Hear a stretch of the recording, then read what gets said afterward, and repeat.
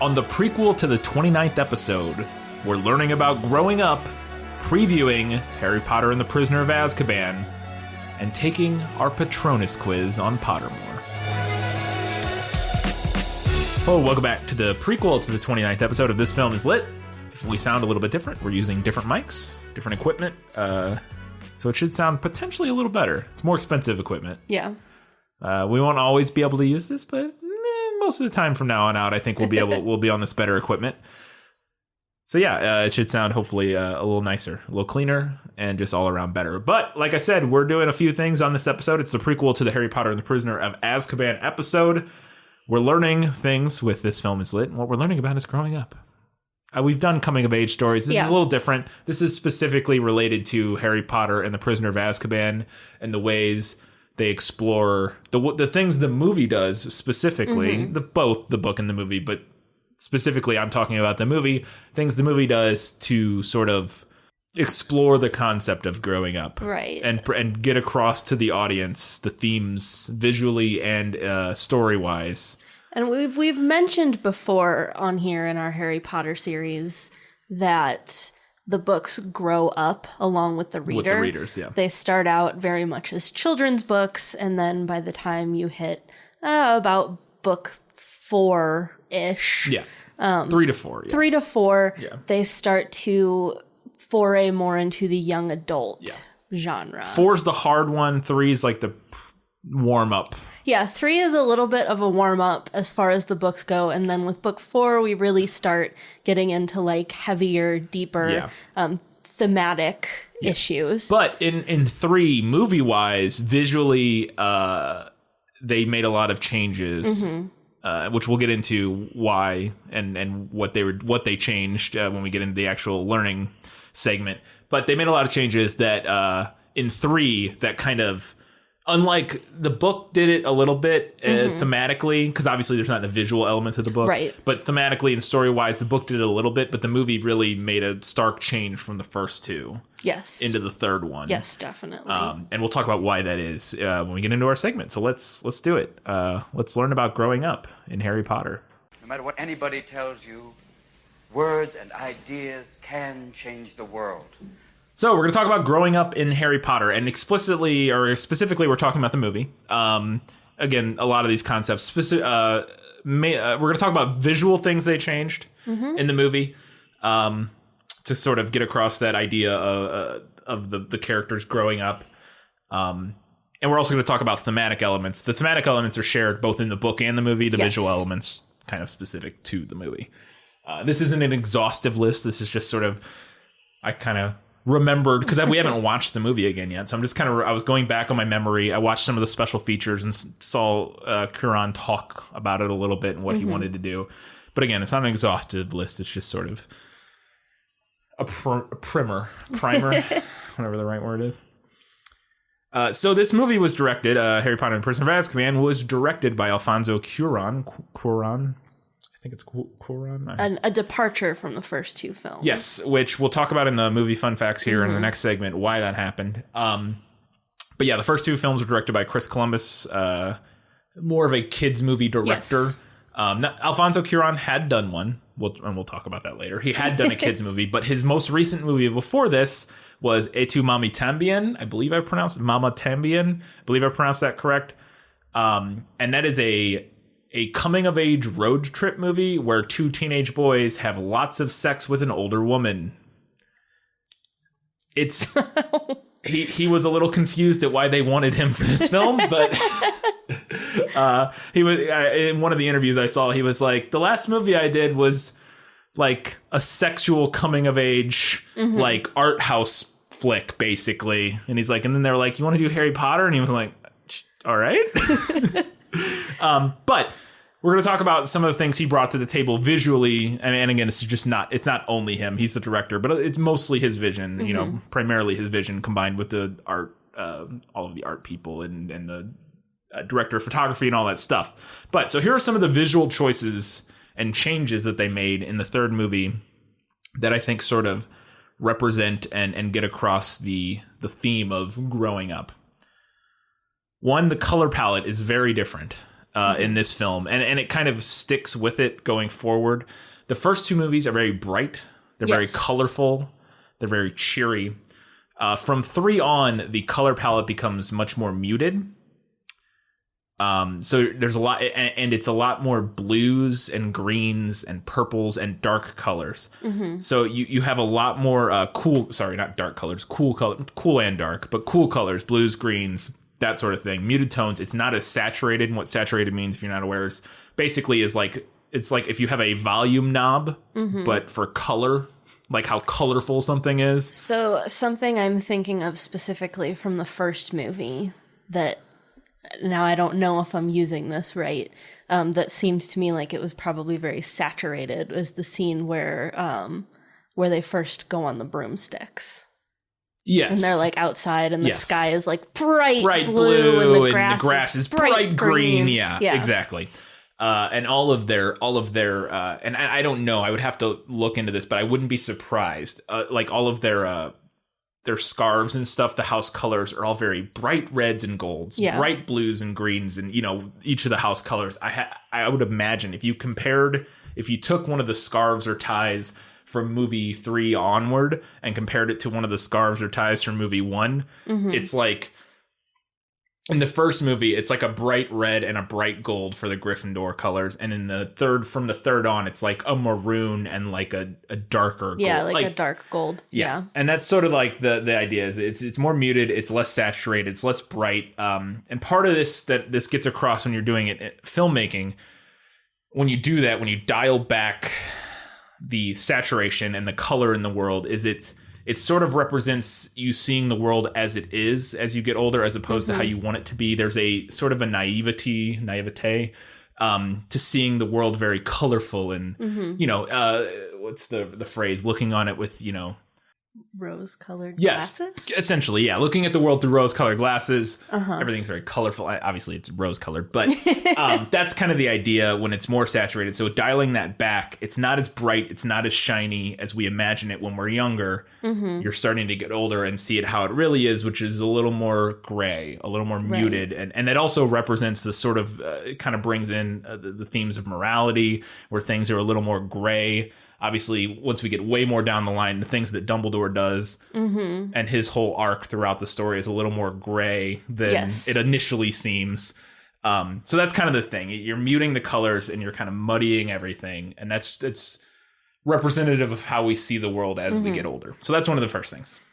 Similar is that the set design wise, everything's a lot more. One, they use a lot more real sets. They shot a lot of the first 2 movies in studios. Obviously, there's some of it was on location, but a lot of it was in the studios where they built sets. A lot of this movie is in real locations where they went and they built stuff. They went up to Scotland and filmed a lot of it up in Scotland, where they built, Hagrid's hut and all that stuff. Where I think is in the first 2 movies, like Hagrid's hut was on like a soundstage, probably. Yeah. I don't know about that example specifically, but that is one of the things I read, is that a lot of it was on the studio before. And part of that is everything looks a lot more real, a lot grimier and dirtier and more lived in. It's sort of how I feel. This is getting into a different series. But when you look at Lord of the Rings versus The Hobbit, the Lord of the Rings movies look much more lived in and feel much more real. Yes. Whereas or even to compare it to a different book series, The Chronicles of Narnia. Yeah, and we talked about that in the Chronicles of Narnia episode, where the Chronicles of Narnia, the world feels a lot newer and cleaner, and it just doesn't feel as real. Really, really shiny. Yes. And in Prisoner of Azkaban, he moved away from that, and it's more grimy, it's more lived in, it feels more like a real world. And that, again, is to kind of ground it and bring a gravitas and reality to the setting that this story is taking place in. Another thing, there's more low-key lighting. And what low-key lighting is, there's 2 types of lighting. I mean, essentially, there's high-key lighting and low-key lighting. High-key lighting is bright, even light, where there's not a lot of shadow. You can see everything really well. That's kind of also ties into the color palette. That's part of it, is that it's more colorful usually in high-key lighting. But low-key lighting, the most, like... The peak example of low-key lighting is like film noir. where it's like super harsh and shadowy, and like half the characters are in shadow. Half of everybody's face is in a shadow. Right.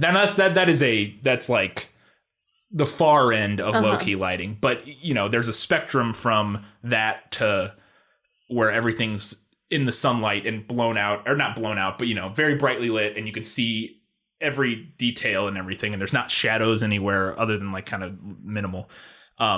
And when you switch to low-key matting, or low-key lighting, it's more dramatic. Mm-hmm. It uses darker colors, or the colors appear darker when you do that because there's not as much light on them, as we like kind of how I mentioned earlier.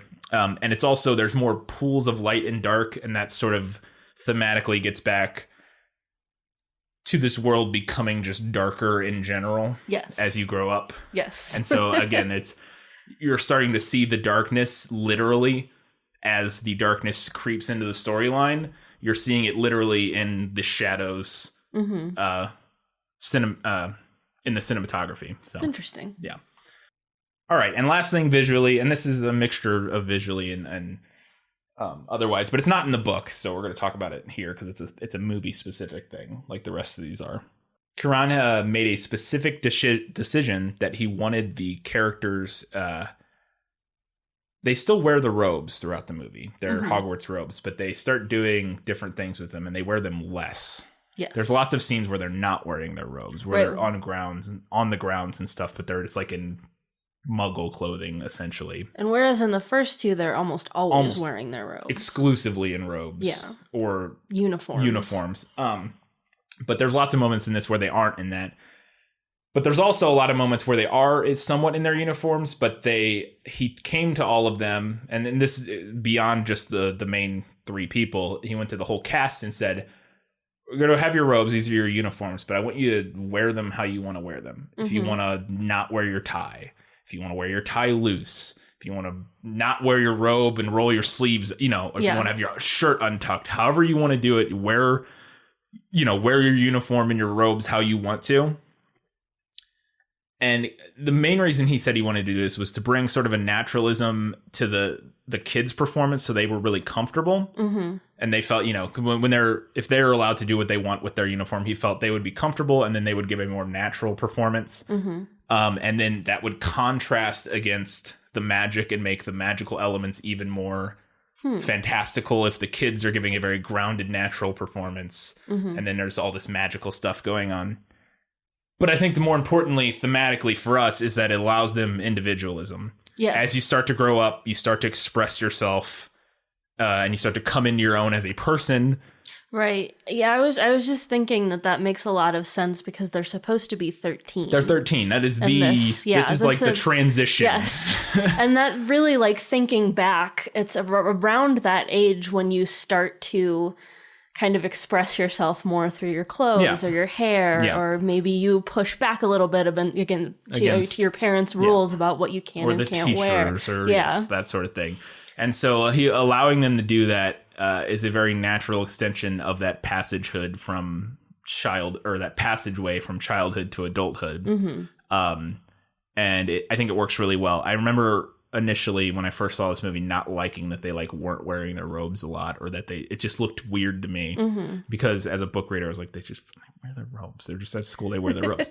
But as I thought on it now, listening to Kuran explain it, it made a lot of sense, and I was like, yeah, that's an interesting idea, and I think it works well to sort of add on to that, the theme of growing up. And I think it worked well in the movie's favor too, like as a series, because as they got older, I think it would have looked stranger and stranger to have them always just in their buttoned up robes with their I agree. So those are the visual elements that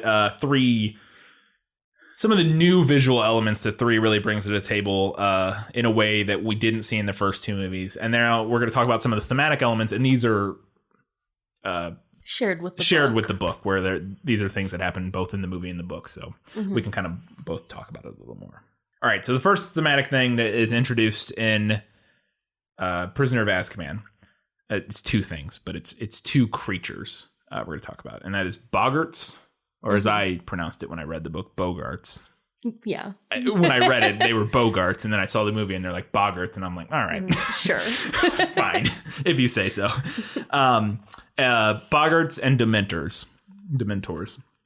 And those kind of both represent a similar but slightly different thing. Boggarts represent fear, basically. Yes. They are fear incarnate, literally a manifestation of fear. Yeah. And similarly, Dementors are a physical, magical manifestation of misery / dread / also fear to some extent, but more specifically like misery. But that's why they affect Harry so much, is because he has these horrible things in his past. He has legitimate trauma. Yeah, and they also represent trauma to some extent, because they affect people who have been through more trauma or have experienced more traumatic stuff in their lives. They affect them worse.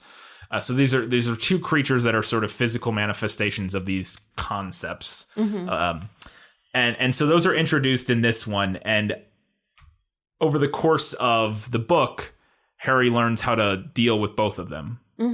And this is your representation of your theme of coming to terms with dealing with fear and dealing with dread, dealing with misery, dealing with sadness. And that's not something we've really dealt with in the first two books, a little bit, but not to the same extent, even close as we do here in 3. And so that's the first thing. The Boggart and the Dementor as representations of these sort of these emotions that you start to deal with when you start getting older. When you transition out of that doughy-eyed childhood. Because in the first 2 books and movies, scary things do happen. Oh, yeah. And we do, we get a couple mentions that Harry felt afraid or what have you. But the narrative doesn't really acknowledge that. We don't ever see him deal with it. He doesn't dwell on it ever, and he doesn't really deal with it. And I think then now starting in this 3rd installment, we start to see the consequences of that. Yeah. It really starts to hit him, and he has to confront it and has to deal with it. All right, next thematic element is divination. And it's funny, you wouldn't think, when I thought of this and I was thinking about this the other day, it kind of came to me. I was like, oh, I'd never really thought about it this way, but it makes a lot of sense. And I'll see if you agreed. Divination and it coming in their 3rd year, it's a class you can start, because in their 3rd year, just to wrap or round this out for anybody who's not aware, in the 3rd year, they can start choosing their classes. Right, basically electives. Electives, essentially. And 2 of the 2 classes Harry and Ron both pick are Care of Magical Creatures and Divination. And Divination is fortune telling, essentially. Yeah. It's tea leaves and tarot cards and crystal balls and all of that stuff. It's telling the future. And I think maybe I'm misremembering, but don't they say they took it because it would be like an easy A, basically? They thought it would be easy, I think. Yeah. Well, actually, I mean, Harry, I don't know if that's why they take it. Harry takes it because Ron takes it. Yeah. Harry just takes the same class as Ron does because he can't figure out what he wants to take. So, but what divination really represents, ultimately in this book, is dealing with the future and thinking about the future. When you're a kid, you're always living in the present. Right. I mean, you might think as far ahead as like Christmas. Right. But even then you don't dwell on it. You're just like, wow, I'm excited for Christmas. But you don't think about it. And usually it's things you're excited about. You don't really dwell on bad things in the future, potentially bad things in the future. But that's something, as we start to grow up, you start to think more about your future and what's coming and dealing with, worrying about the future and what's going to pass. And divination sort of represents that. I mean, explicitly in this, because Harry is very explicitly told your future, you're going to die. Yeah. Now it's sort of played off, because Trelawney is not the world's most reliable, fortune teller, but he's literally given, the worst possible, prognosis for his future, and he has to sort of come to terms with that and deal with it and decide how he wants to face that. And so that's a big part. That's a big theme is, the future, dealing with the future. And I mean, we even get to the point where time travel eventually comes in and, rectifying mistakes and that sort of thing. But yeah, just overall, the idea of looking forward to the future and contemplating and worrying and that sort of thing, which isn't something kids do, but is something you start doing as you get older. Right. So. And of course, there are exceptions to every rule. Right. But by and large, it's something you do as an adult more so than as a kid. Yeah. And as I mentioned, we're going to get into jumping onto that. Like I said, time travel with the time turner. You're dealing with regretting your past decisions and wishing you could change them. And this is something, again, that kids don't do as much just because you're not developed enough to really think about it in that way. And you don't kind of perceive time in the same way as we do as adults. But the time turner literally gives them the opportunity to go and fix things and change their past actions and mistakes they made and things they wish they had done differently or better. And that's a big thing that we all deal with as adults. Like, I wish I would have done this. I wish I would have done that. So yeah, it's another big thing. And finally, we get our first major death. Now it's not, again, the time turner rectifies this. Yeah. But we do get, it does happen and our characters have to deal with it to some extent. And I'm speaking of Buckbeak, and it's not a major character. It's not, a person. It's an animal. It's, but it is a character we care about. Is a character that our characters care about, especially in its relationship to Hagrid and how much he cares about Buckbeak. And up till this point, nobody has died. Yeah. In the first two books, I mean, discounting the past when, Harry's parents and stuff, obviously, but no characters have died up until this book. And then Buckbeak does die. Well, in the movie, he doesn't technically because the loop, I think in the book, it's more explicit that he does. Well, it's not. I forgot about this. In the movie, we don't actually see him die. And the implication in the movie is that they saved him because there's the loop created where they always saved him. Yeah. But it sounds like he died. And the version of our characters who haven't gone backwards yet think he died. So essentially, as far as they're concerned, the character died. That Buckbeak died. He may not have actually, but our characters think he did. So they have to kind of come to terms with that and deal with that and decide what they're going to do about that. And it's not a major thing. It gets much more heavy and involved going forward, especially from 4 onward. Yes. Whereas main characters and major characters do start to actually die.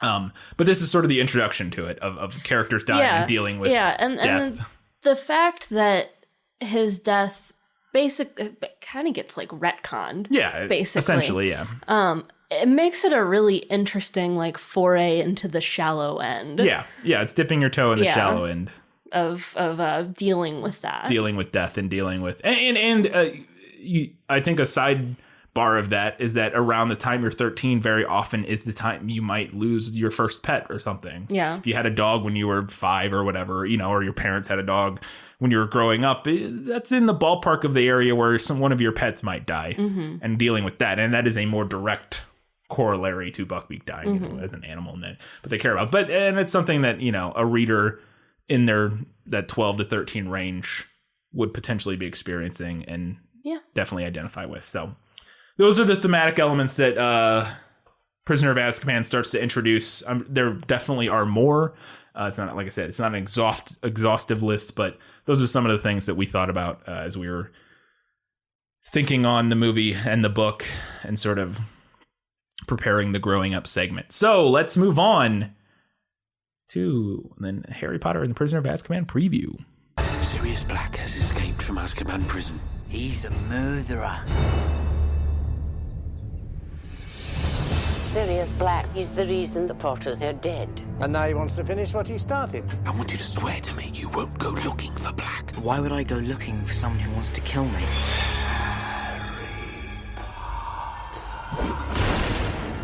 Harry Potter and the Prisoner of Azkaban, published in the UK in July of 1999 and in the US in September of 1999.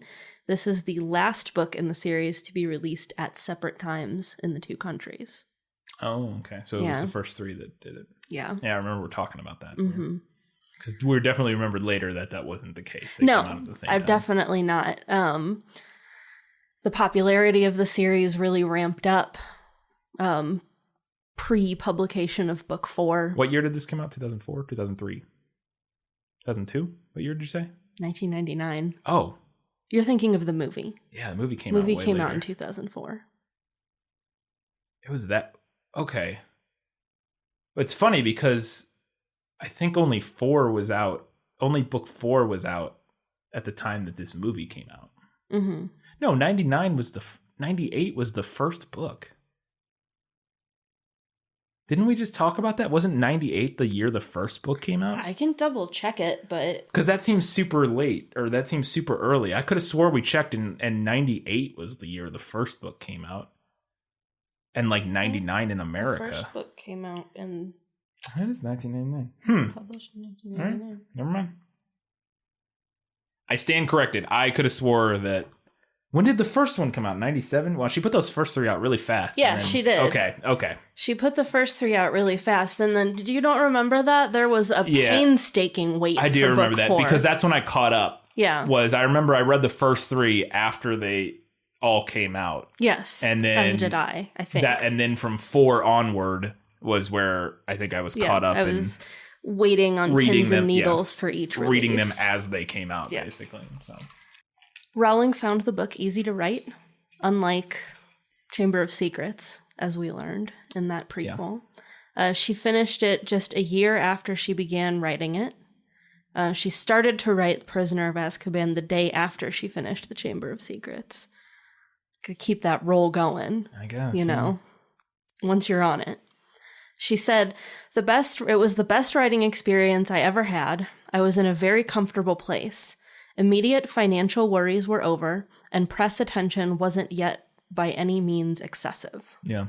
And it seemed to me like she had a unique vision for this one, as we talked about, whereas the second one at times mirrors the first one in sort of structure and the mystery of it. This one definitely goes a different direction. Yeah. It's got a lot of similarities to the first two, but it is pretty different. Yeah. It's definitely unique in a way that the first two aren't, and then they get more unique as it goes, where each one stands out more from the previous one. I think where each of them deviates structurally more, but this one even more so than the first two from each other. So Prisoner of Azkaban sold more than 86,000 copies in the UK within 3 days of publication, which made it the fastest selling British book of the time. Critical reception was mostly positive. Gregory Maguire, who you might recognize as the author of Wicked, wrote a review in the New York Times and said, in terms of plot, the books do nothing new, but they do it brilliantly. So far, so good. Kirkus didn't give it a starred review, but they did say that the book would leave you hungry for the 4 additional Harry books that J.K. Rowling is working on. Mm-hmm. And it did. Yeah. The book won the 1999 Whitbread Children's Book Award, the Bram Stoker Award, and the 2000 Locus Award for Best Fantasy Novel. And it was also shortlisted for the Hugo Award, but it didn't get it. Yeah. But it was on the shortlist. Yeah. That's impressive. This isn't really a book fact. This is a me fact. I could be misremembering this, but I'm pretty sure the first time around I read this before I read Chamber of Secrets. That's weird. I really think I did. I'm pretty sure it was gifted to me by someone who knew that I liked Harry Potter, but didn't realize that this was book 3. Yeah. And I didn't have book 2 yet. Gotcha. But I still read it. Yeah, and that's not... There's definitely things where you would have been like, wait, what are they talking about? Like, because there's elements, there's moments where they talk about what happened the year before, but there's not... You could read it and like, you know what I mean? Like, the plot isn't... It's not like from like book 5 to 6. Like, where if you read 6 and hadn't read 5, you'd be like...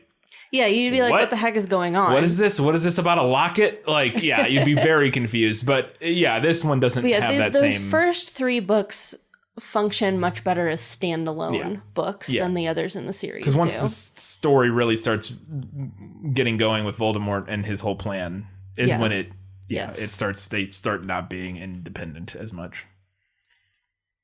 That and at least the first 3 have that nice little recap. Oh, yeah. And again, we at the noticed that in beginning this of one, every- 3 also has the recap for new readers. That's all the book Cool. facts I have. Let's talk about some movie facts.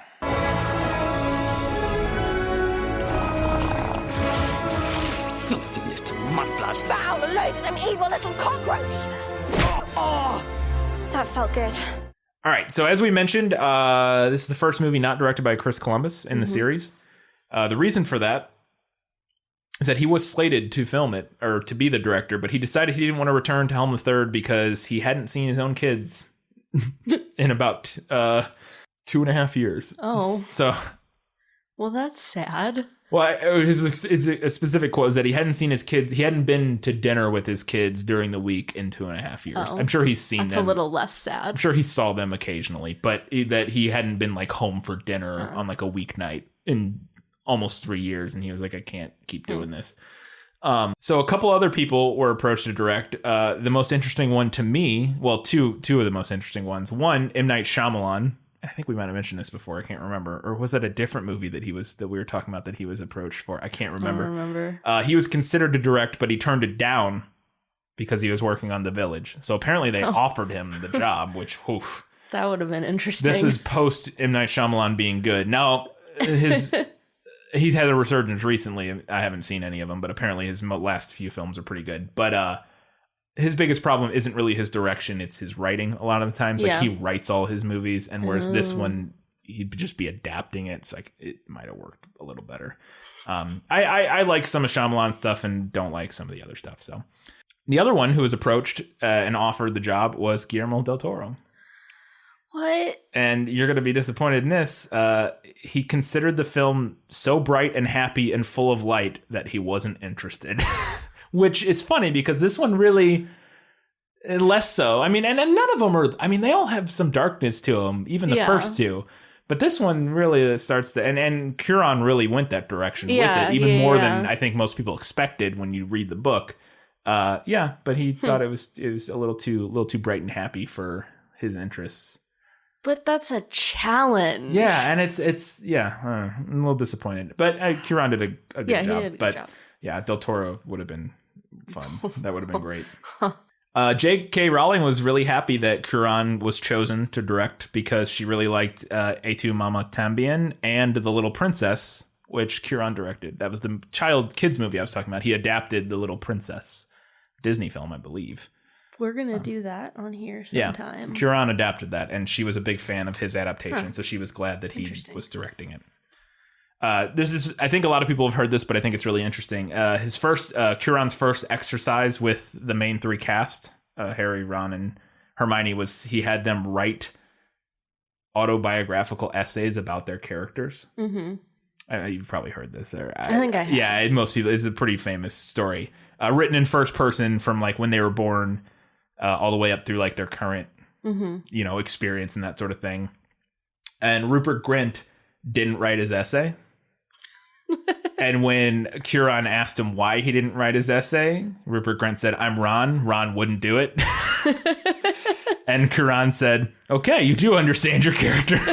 And that was feels like a cop-out, but I mean, Ron doesn't get the best grades, but he still does his work. Yeah. He doesn't just not do it. What he should have done was talked Emma Watson into doing it for him. That would have been the real thing. Just have Emma Watson do it for him. As I mentioned earlier, the third film was the first one to extensively utilize real-life locations. Much of the first 2 films were shot in studios, like I said earlier, which again gives it a lot more of a lived-in, real sort of feel. Part of what they did when they did that is this changed the look of Hagrid's hut.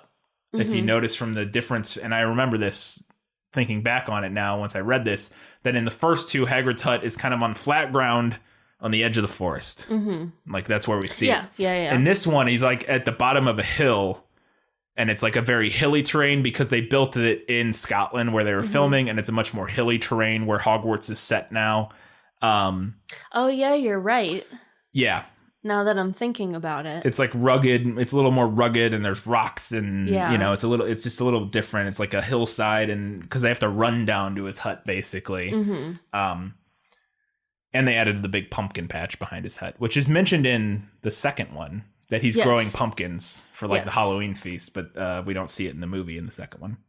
Onto that, they changed a lot geographically about Hogwarts in general from the first two movies. For the first time, we see the bridge to Hogwarts, which kind of plays a role in the seventh one. Yes. One of the seventh ones. And we see the courtyard, which we hadn't seen yet, which is mentioned in the book several times that there's a courtyard, like an outdoor courtyard area, but we see it for the first time in 3, which is interesting because, I remember there were several times mentioned in the first 2, but we didn't see it in the first 2 movies. Also, you just see more of the lake and that sort of thing. And you see, I remember reading the island that Dumbledore is buried on later in the series. You actually see it in this movie for a second, which is a real island in Scotland, in some lake, wherever they shot this. The Honeyduke set in 3 is a redress of Flourish and Blots, which was a redress of Ollivander's Ollivander's wand shop. So they've reused that set 3 times, and now it's Honeyduke's. Originally, Cuarón wanted to get away from CGI and go to puppets. He wanted to do puppet Dementors specifically. And they did a lot of practice test footage with Dementors, puppets, and stuff. Ultimately, they realized it was going to be too expensive and just impractical, so they went to CG, but they used a lot of the test footage that they shot with the puppets and like them underwater and stuff to inform the CGI for the characters later. Interesting. This is John Williams' final Harry Potter movie, which I didn't realize. He did the first 3, and now they keep using his themes and stuff. Right. Obviously, Hedwig's theme is the main theme throughout all of them. But this is the last one he scored. He scored the first 3, and then I didn't realize that. Yeah, I didn't either. It goes on to a different guy, but he was nominated for an Oscar. That's my final fun fact: is that the film was nominated for 2 Oscars: Best Original Score and Best Visual Effects. Didn't win either, but was nominated for both. And yeah, John Williams was nominated for his score, and then he called it quits on Harry Potter.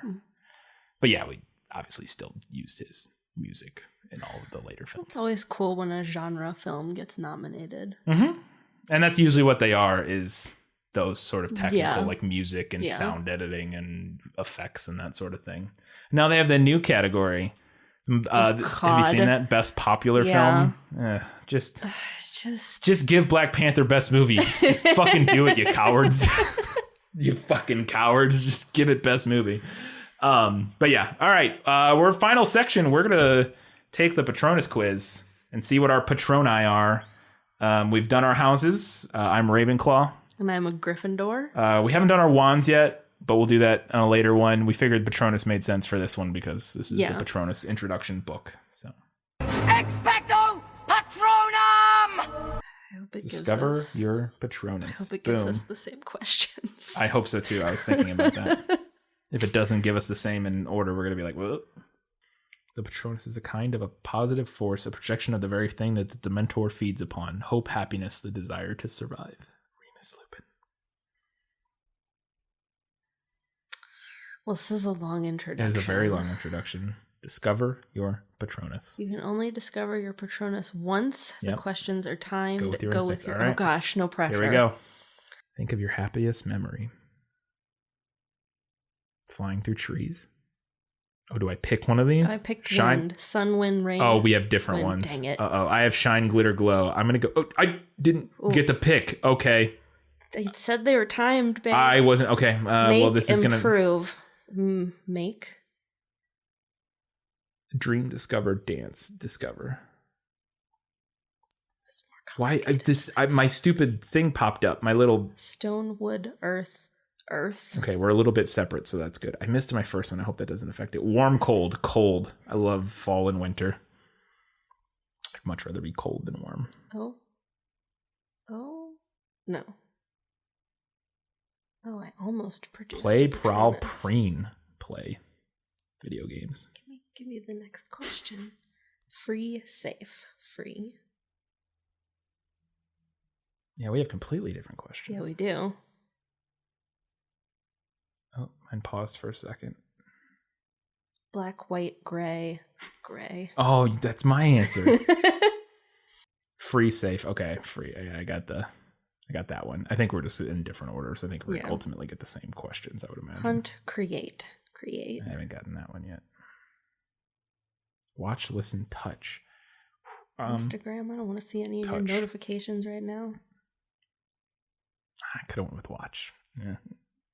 Touch, drag, and release for your Patronus. Oh, you beat me. Oh, my Patronus is a buffalo.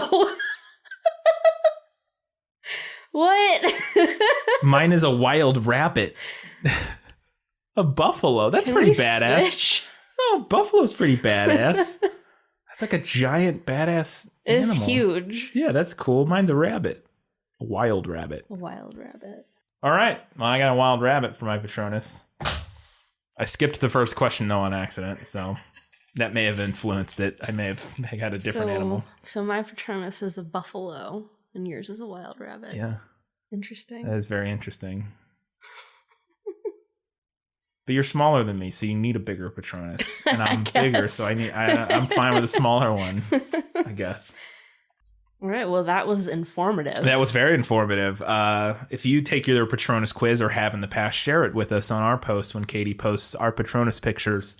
Let us know what your Patronus is on Pottermore, just so we can see if anybody else has buffalo or wild rabbit. It's very interesting. I wonder how many total there are. Probably that's a lot. A good question. Probably quite a few. Yeah. I would think. Especially because I wouldn't have imagined buffalo would be one of them. Yeah, I was not expecting. Because that's a very American, but I don't think buffalo exists in Europe. Or at least not in England. I don't think so. No, you know what I mean? I wouldn't think so. Huh, interesting. All right. Well, that was fun and informative, like you said. That's going to do it for the prequel to the 29th episode of This Film Is Lit. As always, you can find us on Facebook, Twitter, Instagram, Goodreads. We have a subreddit. Do all those things. Also, rate, review us on iTunes, Stitcher, and all the other places you download this delightful podcast, if I do say so myself. And until next time, guys, gals, non-binary, everybody else, keep reading books, keep watching movies, and keep being awesome.